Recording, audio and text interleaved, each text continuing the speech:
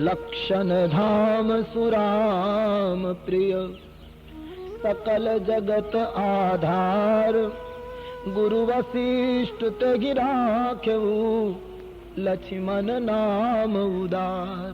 તમામ સદગુણનો ભંડાર આખું વ્યક્તિત્વ જે રામને ચરણે અર્પિત કરશે, રામના અનુગામી બનીને જીવશે, સમગ્ર જગતનો આધાર જે શેષનો અવતાર છે એવા આ પુત્રનું નામ હું લક્ષ્મણ રાખું છું। સભાએ લક્ષ્મણજીના નામનો જયઘોષ કર્યો, બોલીએ લખનલાલજી મહારાજ। ધરેવું નામ ગુરુ હૃદય વિચારી વેદ તત્વ નૃપ તવ સુતચારી। વશિષ્ઠજીએ વિચાર કરીને ચારે ભાઈઓનું નામકરણ કર્યો। રાજવી, આ તમારા ચારે પુત્રો વેદોનું તત્વ છે, આપ ધન્ય છો। આ પ્રસંગે ખૂબ દાન દક્ષિણા અપાઈ, બધાને ભોજન કરાવ્યું, મોટો પ્રસંગ ઉજવાયો।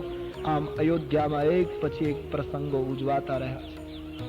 ચારેય બાળકોને પામીને માતાઓ ધન્ય બની છે। એક દિવસની કથા તુલસીદાસજીએ લખી, એક બાર जननी अनवाई, एक बार जननी अनवाई, करी श्रृंगार पलना पौढ़ाई, करी श्रृंगार पलना पौ। निज कुल इष्ट देव भगवाना, निज कुल पूजा हेतु किन अस्नाना, पूजा हेतु किन अस्नाना। एक વાર તુલસી કહે, કૌશલ્યાજીએ રામજીને દૂધ પીવડાવી, સુંદર નાના નાના પિતાંબર પહેરાવી અને પારણામાં લોરી સંભળાવીને સુવડાવી દીધા। રામ સૂઈ ગયા બાળ સ્વરૂપમાં। કૌશલ્યામાને થયું, મારા કુળદેવ મારા ઈષ્ટદેવની પૂજા બાકી છે, તો લાવ સ્નાન કરીને પૂજા કરી દો। માતાજીએ બાળકને સુવડાવી સ્નાન કરી પૂજાના વસ્ત્રો પરિધાન કરી ઠાકોરજીની પૂજા કરી। રામાયણના બધા પાત્રો સગુણ ઉપાસક છે। કૌશલ્યાજી ઠાકોરજીની પૂજા કરે છે, દશરથજી શંકરજીના ઉપાસક છે। આશુતોષ તુમ અવઢર દાની એ શિવજીની ઉપાસના। રામાયણના બધા પાત્રો લગભગ સગુણ ઉપાસક દેખાય। જનક મહારાજ પણ છેલ્લે છેલ્લે સગુણ તરફ ઢળ્યા છે અને વિશ્વામિત્ર જેવા મહાપુરુષ પણ સગુણના ઉપાસક દેખાય છે, કારણ કે પૂજા માટે રામ પુષ્પ લેવા ગયા અને રામે પૂજાના પુષ્પ આપ્યા। પુષ્પની વાત હંમેશા સગુણ ઉપાસનામાં જ આવી શકે, બધા સગુણ ઉપાસક છે। તો માં ઠાકોરજીની પૂજા કરે છે। ઘરની અંદર સરકારનું ભગવાનનું મંદિર છે। ઠાકોરજીને થાળ ધર્યો, રસોડામાંથી પકવાન વગેરે જે કંઈ બનાવ્યું હતું એ લઈ આવ્યા। મને એમ થયું કે કોઈ સામગ્રી રહી નથી ગઈ ને એમ માની અને રસોડામાં જોવા ગયા તો એક લીલા થઈ। રસોડામાંથી આવીને જ્યાં મંદિરમાં જોવે તો રામજીને ભોજન કરતા જોયા। જે રામ હજી બાળક છે, ચાલી શકતા નથી, પારણામાં સુવડાવ્યા છે, એ રામને ભોજન કરતા જોઈ માં ચકિત થઈ ગઈ કે આ શું જોઉં છું। એકદમ દોડીને પારણામાં જઈને જુએ તો ત્યાં રામજી સૂતા છે।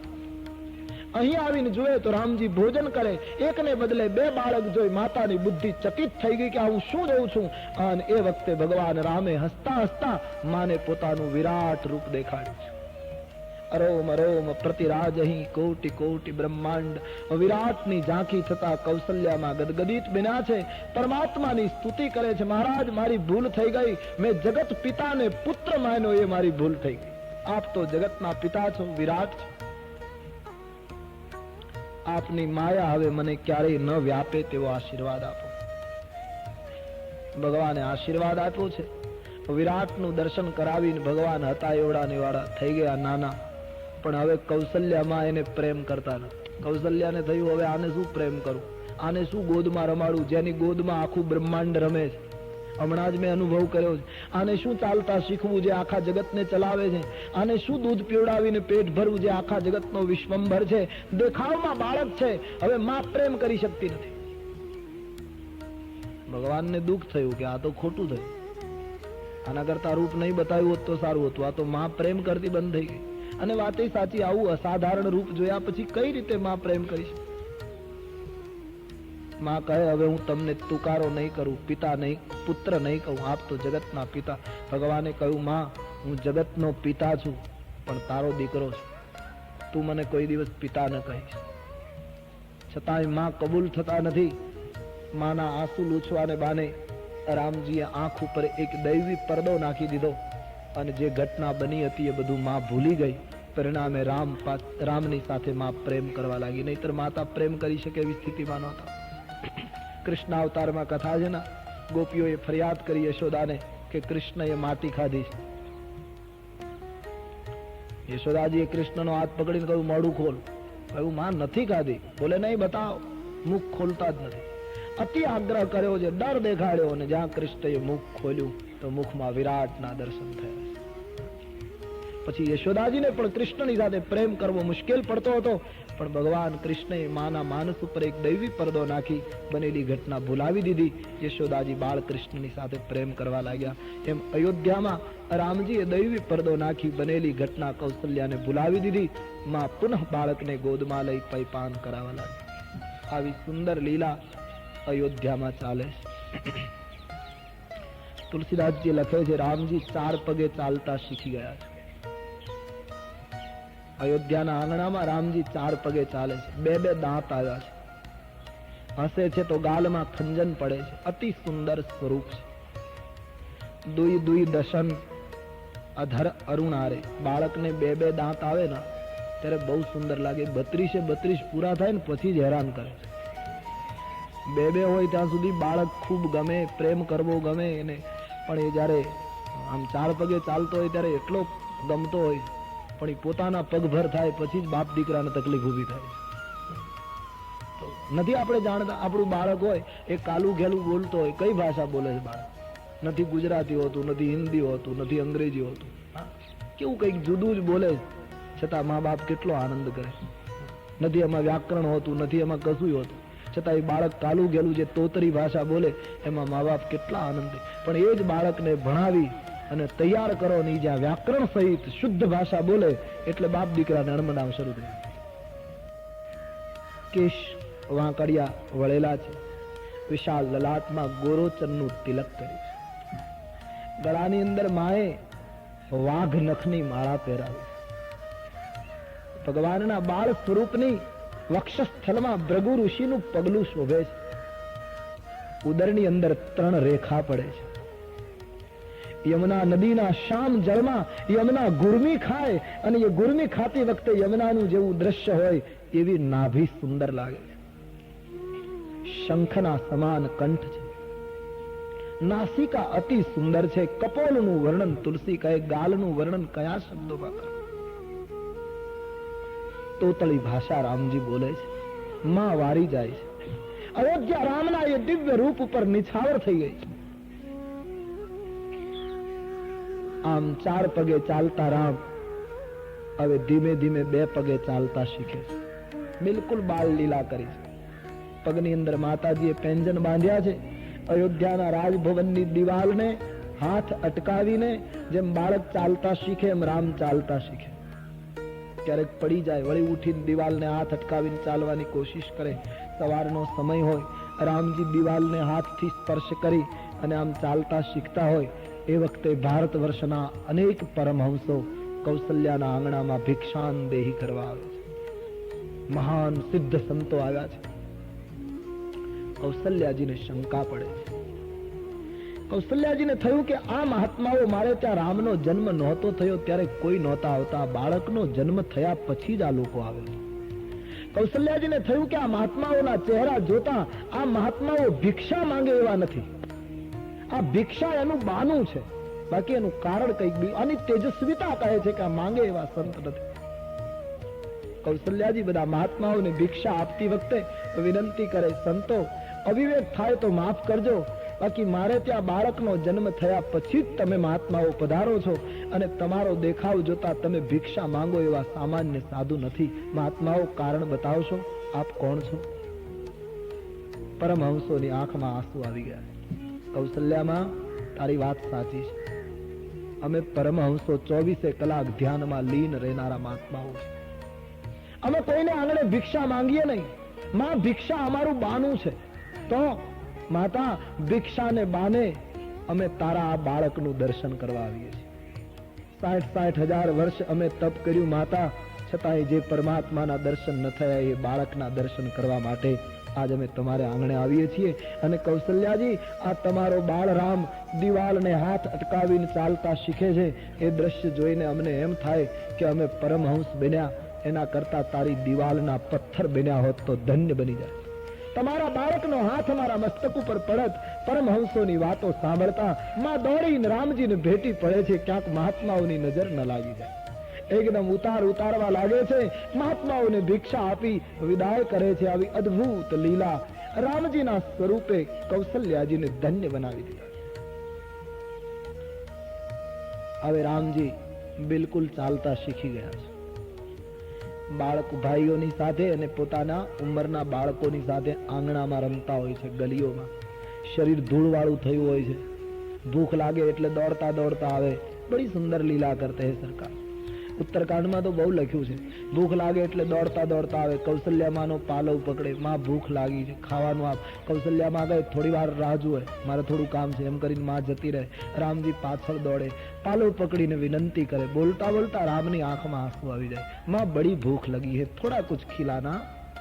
અને જ્યારે આંખમાં આંસુ રામને આવે ત્યારે તુલસીદાસજી કહે, મહારાજ તને ભૂખ લાગે ત્યારે તમારી આંખમાં આંસુ આવતા હતા, તો અમને ભૂખ લાગે ત્યારે અમે રડીએ તો અમારી ટીકા ના કરીશ, क्योंकि जब तुम बालक था तब तुम भी रो रहे थे. चितई मात लागी मोहि भूखा.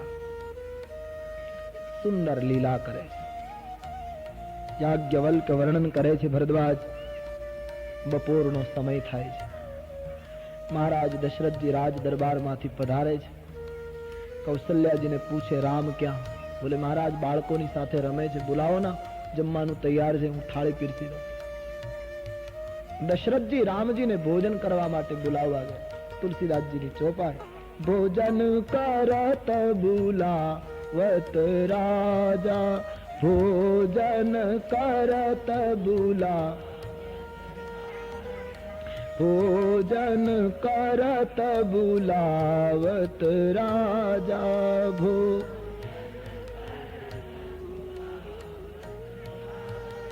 नहीं आवत तजी बाल समाजा, नहीं आवत तजी बाल,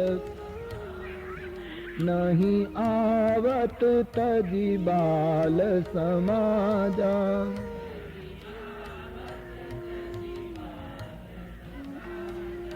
कौसल्या जब बोलन जाई,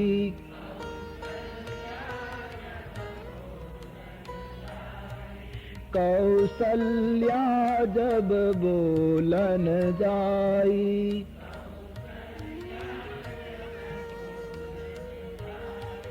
ठुमुक ठुमुक प्रभु चलहि पराई, ठुमुक ठुमुक निगमनेति शिव अंतन पावा, निगमनेति शिव, निगमनेति शिव अंतन पावा.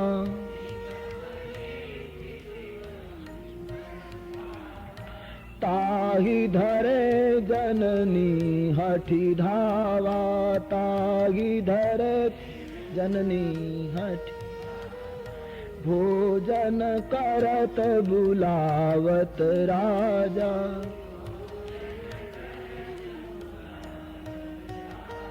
મહારાજા દશરથજી રામને ભોજન માટે બોલાવવા ગયા તો ઉભા રહીને સાદ પાડે, રામ ભોજન માટે આવ.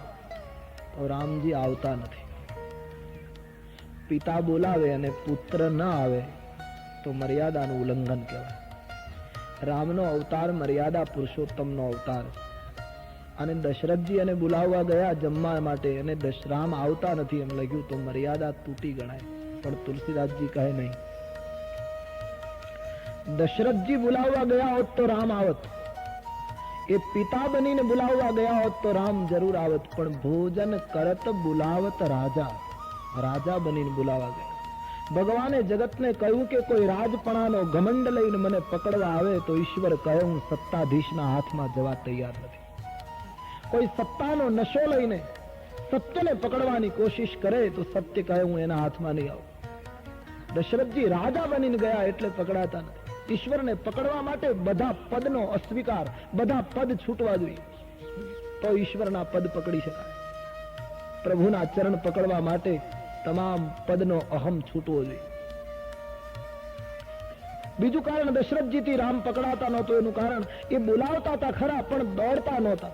રામ રામ એમ બોલાવતા હતા, પુકારતા હતા, દોડતા નહોતા. તુલસી કહે ઈશ્વરને પકડવા માટે કોઈ રામ રામ બોલ્યા કરે તો આનંદ જરૂર થાય, ઈશ્વર દેખાય પણ ખરો, પણ જ્યાં સુધી રામ રામ બોલતા બોલતા માણસ રામ માટે દોડે નહીં ત્યાં સુધી રામ નહીં પકડાય.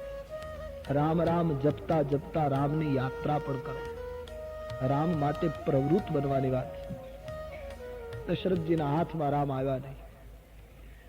એમણે કૌશલ્યાજીને કહ્યું દેવી તમે બોલાવો. કૌશલ્યાજી બોલાવવા ગયા ત્યારે રામજી પગના પેંજનને ખનકાવતા દૂર જતા રહ્યા. કૌશલ્યાજી એકદમ આડા ફરી અને વેદ જેને નેતિ કહે, શંકર જેનો અંત ન પામે, એ રામને કૌશલ્યામાં પકડી લીધા. દશરથજીની ગોદમાં કૌશલ્યાજી પકડી શક્યા એનું કારણ કૌશલ્યાજી દોડ્યા. ખાલી રામ નામનો જપ કર્યા કરો એટલું પૂરતું નથી. જપની સાથે ઈશ્વર માટે થોડું ચાલો. આપણા સંસારના વ્યવહાર માટે તો આપણે ઘણી પ્રવૃત્તિ કરીએ, ઈશ્વર માટે આપણે કેટલું કરીએ?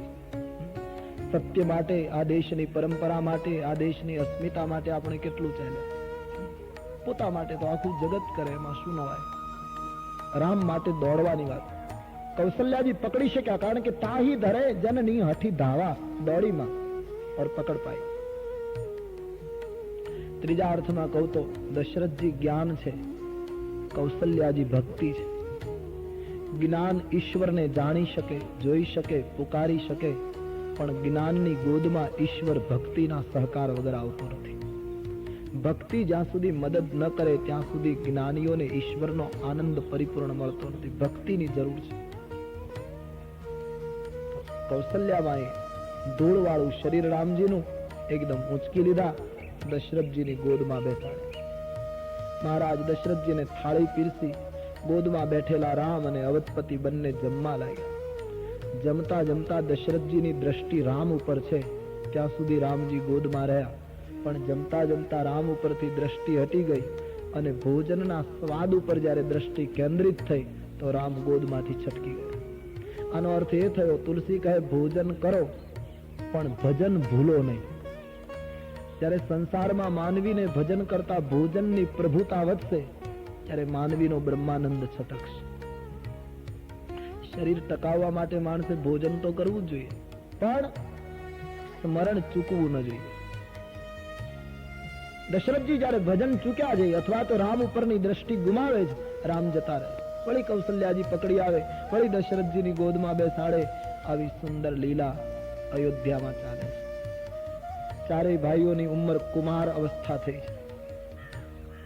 ચારેય ભાઈઓને ચૂડાકરણ સંસ્કાર થયો, પછી યજ્ઞોપવિત સંસ્કાર થયો. આપણે ત્યાં એક પછી એક સંસ્કારો બાળકોને થતા હતા. યજ્ઞોપવિત સંસ્કાર યાની જનોય આપવામાં આવી ચારેય ભાઈઓ, અને આપણે ત્યાં નિયમ હતો યજ્ઞોપવિત સંસ્કાર થયા પછી બ્રહ્મચારી એ બાળક ગુરુના આશ્રમમાં અભ્યાસ કરવા જતો. તુલસીદાસજીએ લખ્યું ચારેય ભાઈઓને જનોય આપી એટલે ચારેય ભાઈઓ વશિષ્ઠજીના આશ્રમમાં અભ્યાસ કરવા ગયા. ગુરુ ગૃહ ગયે પઢન રઘુરાઈ, અલ્પકાલ સબ વિદ્યા પાઈ. સમ્રાટના સંતાનો એક તપસ્વીના આશ્રમમાં રહેવા ગયા વિદ્યા મેળવવા માટે. આવી રીતનો વિદ્યાભ્યાસ ભારતની સંસ્કૃતિમાં હતો. વશિષ્ઠજી સમ્રાટને ઘરે ભણાવવા નથી ગયા. સમ્રાટના સંતાનોએ વશિષ્ઠજીની પાસે જવું પડ્યું. અત્યારે આખી પદ્ધતિ ફરી ગઈ. દેશકાળને અનુસરીને એની ટીકામાં આપણે ન જઈએ કદાચ, પણ વિદ્યાભ્યાસ કરવા માટે તો ગુરુની પાસે જ જવું જોઈએ. અત્યારે તો કેટલી કંગાળ દશા આવી ગઈ. જેના શ્વાસોશ્વાસમાં 4 વેદ, એને શું ભણવું પડે?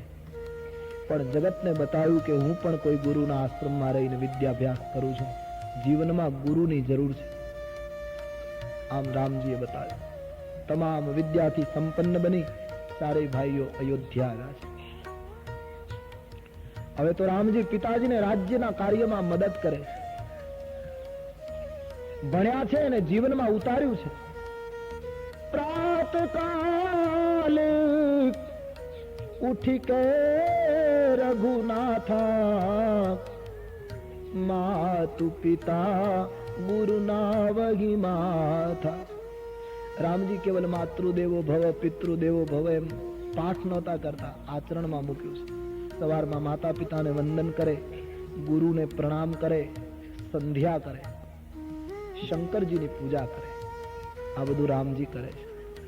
જગતને બતાવ્યું હું બ્રહ્મ છું તો પણ બધું કરું છું. માણસે જીવનમાં કંઈક કરવું જોઈએ. મોટે ભાગે ધર્મની વ્યાખ્યા થઈ, ધર્માચરણ ઘટી ગયું. પરિણામે આટલી મોટી ધર્મનો આદેશ છતાં અશાંતિનો અનુભવ થાય. ભગવાન રામ પિતાને મદદ કરે છે. પહેલેથી રામ અને લક્ષ્મણની જોડી છે, ભરત અને શત્રુઘ્નની જોડી. એક શામ એક ગૌર, એક શામ રામજી શામ લક્ષ્મણ ગૌર, ભરતજી શામ શત્રુઘ્ન ગૌર. આ બે જોડી અયોધ્યાની રાજમાર્ગ ઉપર નીકળે, લોકો ઉત્સવ મનાવે, આનંદ વિભોર બને. ચારે ભાઈઓએ અયોધ્યાને શીલથી જીતી લીધી. સુંદર આચરણ છે રામજી, દિવ્ય સદાચાર છે રામનો. રામ જેવો પુત્ર સંસારમાં કોઈ થયો નથી, થશે નહીં. રામજીએ જે પાત્ર ભજવ્યું છે પોતપોતાની પાત્રતામાં એ બિલકુલ અખંડ ઉતર્યા છે. રામજીની સામે દશરથજી જોઈ નેત્રમાં આંસુ આવી જતા. પુત્રનું રૂપ જોઈ, પુત્રની સૌમ્યતા જોઈ, પુત્રનું આચરણ જોઈ પિતા ખૂબ પ્રસન્ન બને. પુત્રની વ્યાખ્યા જે છે, જે પોતાના જીવનથી માતા પિતાને સંતોષ આપે. જે પુત્ર માતા પિતાને સંતોષ ના આપે એ પુત્ર પુત્ર નથી. ભારતીય વ્યાખ્યા પ્રમાણે તુલસીદાસજી વર્ણન કરે છે. દિવ્ય શીલથી અયોધ્યા વશીભૂત થઈ છે. ક્ષત્રિય છે. રાજકુમારોની સાથે ઘોડા ઉપર બેસીને રામજી મરગિયા કરવા નીકળે, શિકાર કરવા નીકળે, એવું લખ્યું છે. ઘણી વખત એમ થાય કે ભગવાન શિકાર કરે તો એ ક્યાં સુધી સારું કહેવાય. પણ રામાયણમાં લખ્યું છે મૃગને મારે છે. મારેલો મૃગ દશરથજીને બતાવે, પિતાજી આ મૃગને મેં માર્યો. પણ તુલસીદાસજીએ સ્પષ્ટતા કરી કે ભગવાન શિકાર કરવા માટે મૃગને નહોતા મારતા, પણ અનેક શાપિત જીવો મૃગનું રૂપ લઈ લઈને અયોધ્યાના જંગલમાં ફરતા હતા. રામના હાથે મૃત્યુ પામીને એની મુક્તિ થવાની હતી, એવા મૃગની મુક્તિ માટે બાણ મારે. વેદના મંત્રો મૃગના રૂપ લઈ લઈને આવેલા, ઋષિ મુનિઓ મૃગના રૂપમાં આવેલા, ભગવાન એને બાણ મારી અને મુક્તિ આપે છે. જે મૃગ રામ બાણ કે મારે, જેને રામનું બાણ વાગતું હતું એ મૃગ શરીર છોડી પ્રભુના ધામમાં પહોંચે છે. એટલે એ શિકાર નહોતો, શરણાગતિ. દિવ્ય લીલાથી અવધ ધન્ય બની ગઈ છે, રામમય બની ગઈ છે. જ્યારે જોઈએ ત્યારે રામની જ ચર્ચા અયોધ્યામાં થાય છે. આટલો સુંદર સદાચાર. ટૂંકમાં અવધની ગલી ગલી રામમય છે. ઓમ શ્રી રામ જય રામ જય જય રામ. ઓમ શ્રી રામ જય રામ જય જય રામ.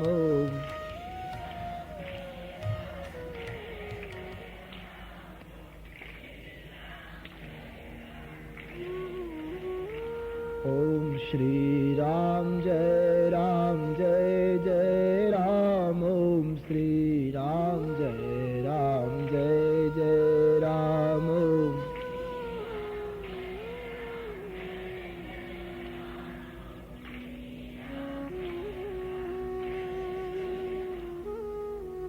શ્રી રામ જય રામ જય જય રામ. શ્રી રામ જય રામ જય જય રામ.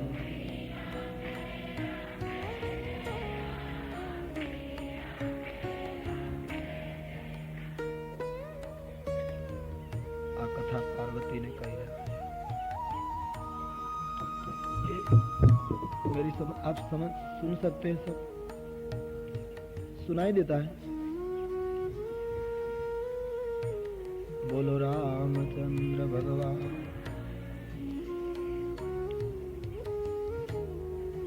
भगवान રામજીનું પ્રાગટ્ય થયું, પરમાત્માની બાળ ચરિત્ર, એમનો અયોધ્યાની એમની લીલા, યજ્ઞોપવિત સંસ્કાર, વિદ્યાભ્યાસ, આ બધું આપણે જોઈ ગયા. આપણે છેલ્લે પણ જોયું કે રામજીના શીલથી આખી અયોધ્યા વશ થઈ ગઈ. હવે પ્રકરણ બદલે છે. તુલસીદાસજી પ્રકરણને બદલતા સુંદર ચોપાઈઓ લખે. યહ સબ ચરિત કહા मैं गाई, यह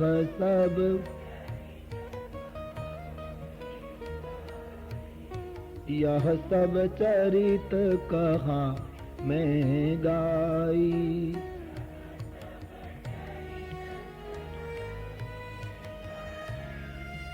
आगिल चरित सुनहु मन लाई, आगिल चरित सुनहु मन ला. તુલસીદાસજી કહે છે આ ચરિત્ર તો મેં આપને ગાય સંભળાયું, પણ હવે આગળનું ચરિત્ર સાંભળો. વિશ્વામિત્ર નામના એક મહાત્મા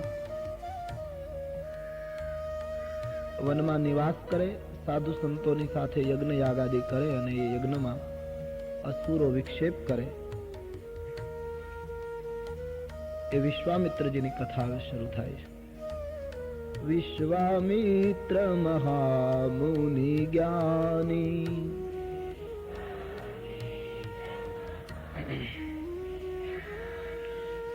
વિશ્વામિત્ર મહામુનિ જ્ઞાની,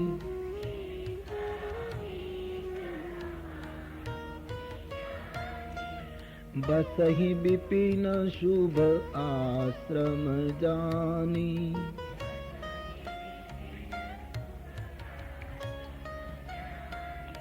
तह जप जोग यज्ञ मुनि करहि, तह जप जोग यज्ञ मुनि करहि. अति मारीच सुबाहु ही डरहि.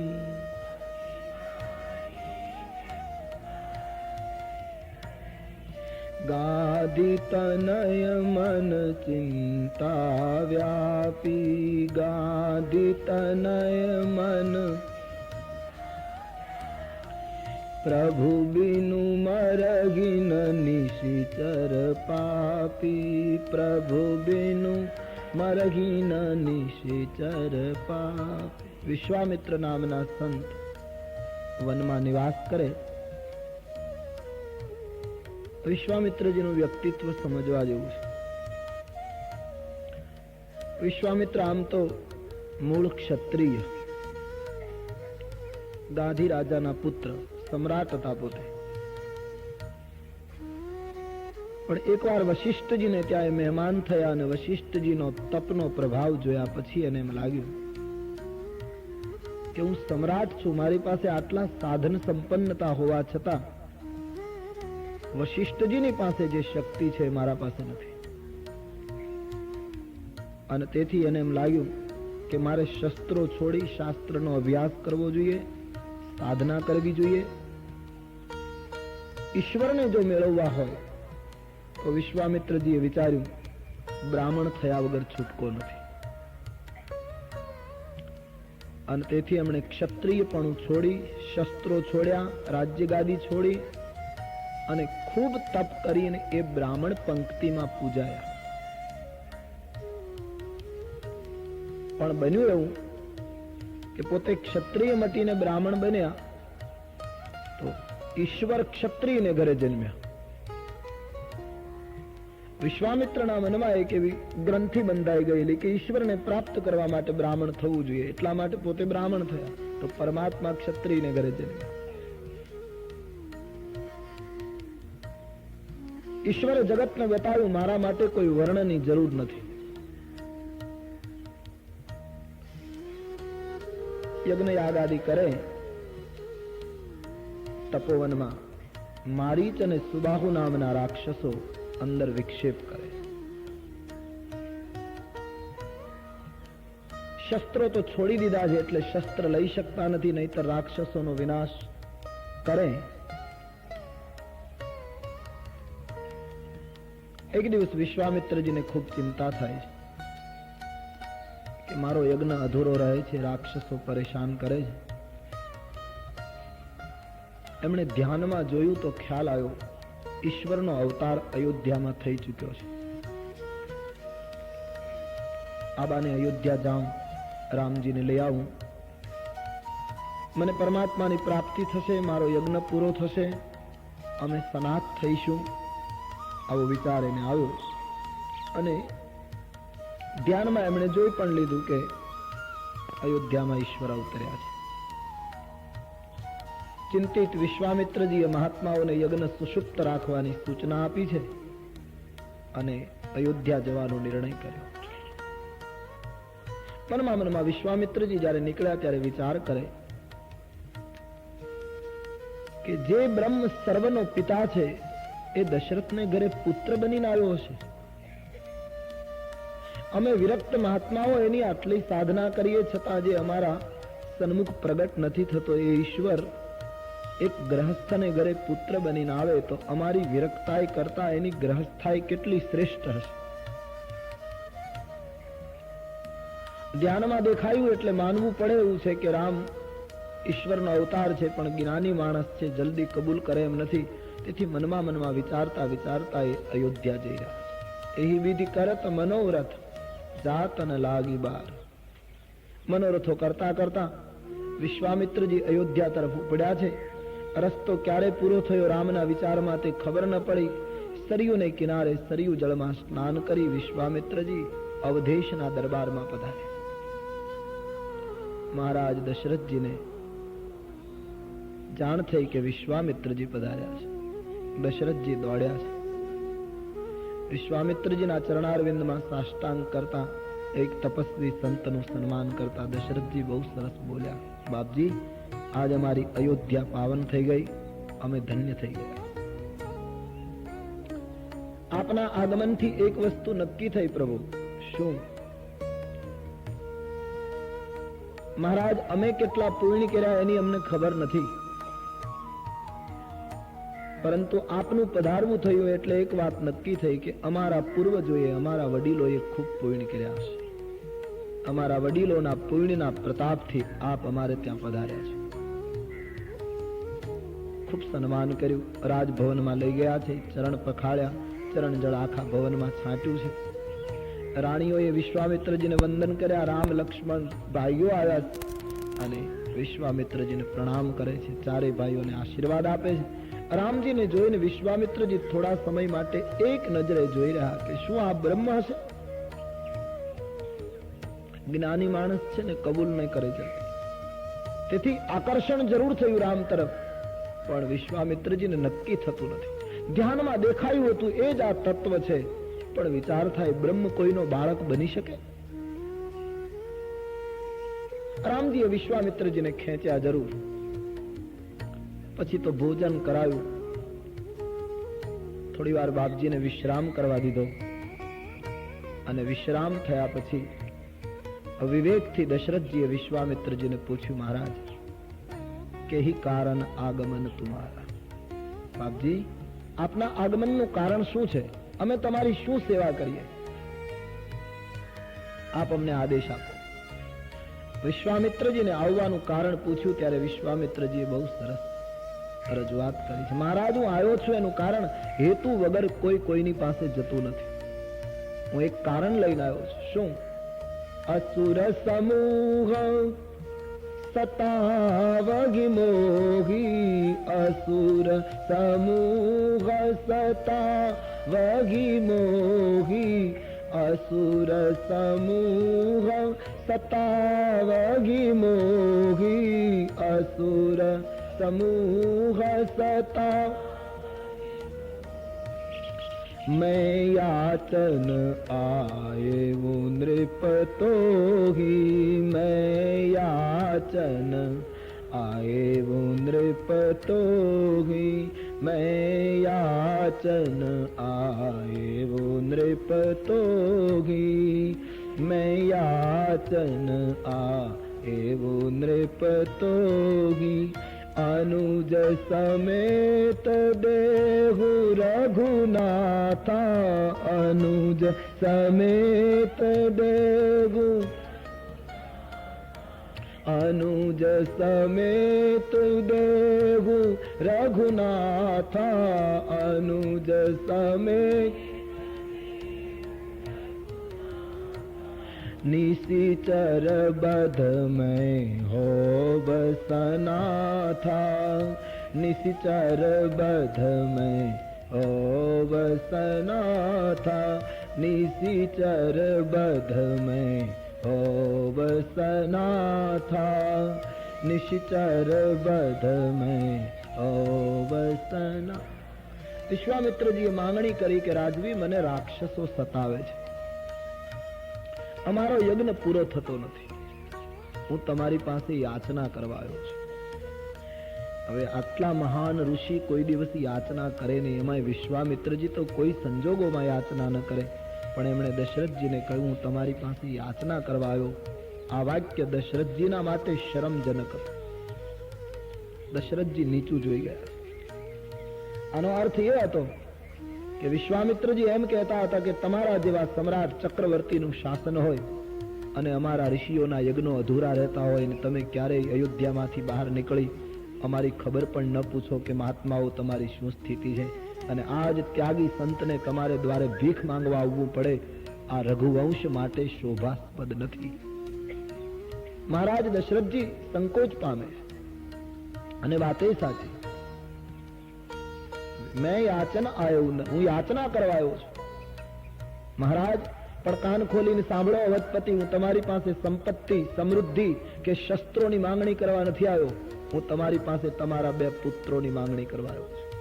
ભારતનો ઋષિ સંપત્તિ નથી માંગતો, ભારતનો ઋષિ સંતતિ માંગે છે.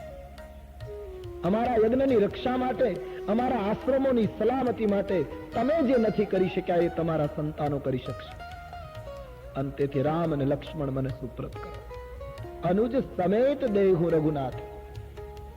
વળી રાજવી, તમે એના લૌકિક દ્રષ્ટિએ પિતા છો એ બરાબર રામના, પણ વાસ્તવમાં આ પુત્રો તમને યજ્ઞ દ્વારા મળ્યા છે, અને યજ્ઞ દ્વારા જે પુત્રો મળ્યા એ પુત્રોને યજ્ઞની રક્ષા માટે સોંપવા એ તમારી પવિત્ર ફરજ થઈ જાય. આપ સંસારી છો એટલે તમારી લાગણીને હું સમજી શકું, વિશ્વામિત્રજી કહે, અને તેથી તો યજ્ઞએ તમને 4 પુત્રો આપ્યા છે. હું ચારેયની માંગણી નથી કરતો, અડધા તમે રાખો, અડધા યજ્ઞ માટે આપો, 2 તો આપો. ત્રીજું, વિશ્વામિત્રજી કહે આ યજ્ઞ તમને એક ઋષિના, આ બાળકો તમને ઋષિના આશીર્વાદથી મળ્યા છે, વશિષ્ઠજીના આશીર્વાદનું આ ફળ છે. તો એક ઋષિના આશીર્વાદથી પ્રાપ્તિ થઈ છે સંતાનોની, તો એક ઋષિના કામ માટે સંતાનોને સોંપવા એ તમારી ફરજ છે.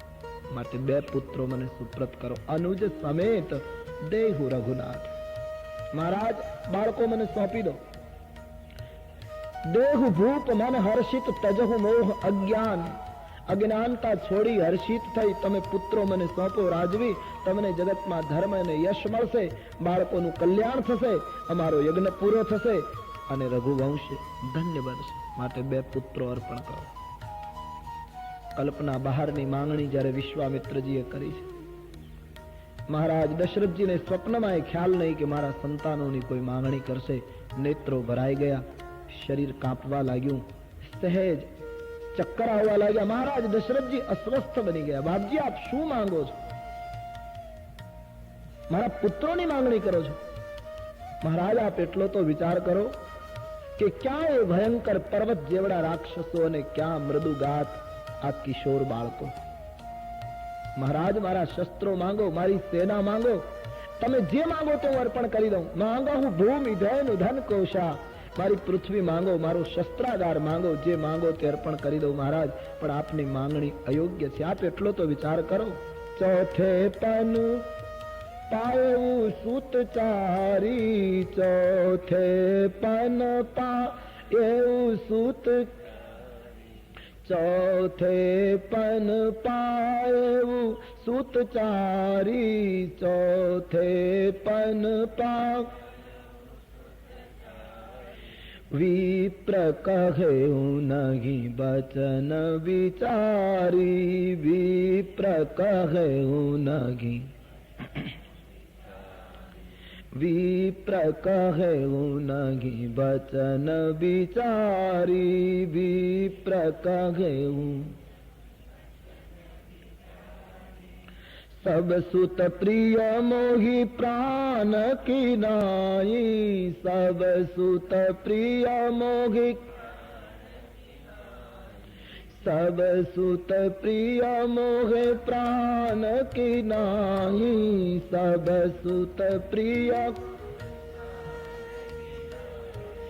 राम देत नहीं बनगी गोसाई, राम देत नहीं। મહારાજ મને ચારે પુત્રો પ્રાણ કરતા પણ અધિક પ્રિય છે, એમાં રામ તો હું કોઈ સંજોગોમાં આપી શકું નહીં. ભૂદેવ આપ વિચાર કરીને નથી બોલતા. દશરથજીની લાગણી રામ ઉપર કેટલી હશે કે એક ઋષિની સામે અવિવેક કરી બેઠા. આપ વિચારીને નથી બોલતા. મહારાજ આપે ગ્રહસ્થની લાગણીનો વિચાર કરવો જોઈએ. આપ બીજું ગમે તે માંગી શકો મહારાજ, હું રામ નહીં આપી શકું. વિશ્વામિત્ર મહારાજ મનમાં મનમાં હસે છે. વશિષ્ઠજી ઉભા થયા. વશિષ્ઠજીને ચિંતા થઈ કે દશરથજી વિશ્વામિત્રજીની માંગણીને ઠુકરાવે છે. કદાચ વિશ્વામિત્રજી ગુસ્સો કરશે, કારણ કે આમે વિશ્વામિત્રજીને મારી સાથે સિદ્ધાંતની બાબતમાં મતભેદ છે.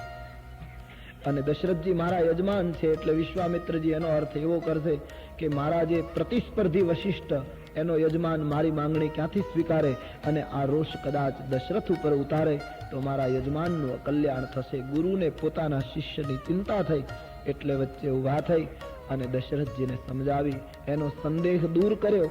અને વશિષ્ઠજીએ કહ્યું, રાજવી, હું આપને આદેશ આપું છું, રામ સોંપી દો. અને જ્યાં વશિષ્ઠજી બોલ્યા પછી દશરથજી એક પણ શબ્દ બોલી શક્યા નહીં. આ આપણા દેશની ગુરુ પરંપરા.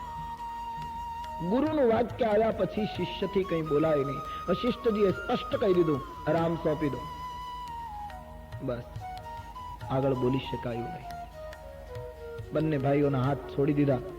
નેત્રમાં આંસુ છે, હૃદયમાં દુઃખ છે, પણ બાપજીની આજ્ઞા એ વજનદાર આજ્ઞા હતી. બંને ભાઈઓને મંજૂરી મળી છે વિશ્વામિત્રજીની સાથે જવાની. પિતાને વંદન કરી બંને ભાઈઓ રાજભવનમાં માતાઓની આશીષ લેવા માટે ગયા છે. બંને ભાઈઓ જ્યારે રાજભવનમાં ગયા, કઈ સુમિત્રા કૌશલ્યામાં બંનેને ભેટે છે. વિશ્વામિત્રનું કાર્ય કરવા માટે, અસુરોનો સંહાર કરવા માટે બંને રાજકુમારો જાય છે. પહેલી વાર અયોધ્યા છોડવાનો પ્રસંગ છે. કઈ અને સુમિત્રાના નેત્રમાં આંસુ આવે છે. રામ જાય છે તે ગમતું નથી. અમારે સંતો એમ કહે છે કે રામ લક્ષ્મણ જ્યારે એ વિશ્વામિત્રજીની સાથે જવા તૈયાર થયા ત્યારે સુમિત્રા અને કૈકેયીમાં થોડાક દુઃખી થયા, પણ કૌશલ્યાજીને આજ જરાય દુઃખ નહીં થયું. એનો અર્થ કૌશલ્યામાને લાગણી નહોતી એમ નહીં, પણ રામ લક્ષ્મણ વિશ્વામિત્રજીની સાથે જઈ રહ્યા છે એ વખતે કૌશલ્યાજી ખૂબ પ્રસન્ન છે. કારણ કે કૌશલ્યામાને પેલા જ્યોતિષના જોશ યાદ આવ્યા છે. શંકર ભગવાન કે આ રામ નાનો હતો ત્યારે મહાત્માએ આવીને કહ્યું હતું કે તમારો બાળક કુમાર થશે ત્યારે એક મહાત્મા લઈ જશે, અને મહાત્મા લઈ ગયા પછી એક મહાન કન્યાને પરણીને તમારો પુત્ર આવશે. એટલે માને એ આનંદ છે કે મારો રામ પરણવા જઈ રહ્યો છે, એટલે માની ખુશી છે.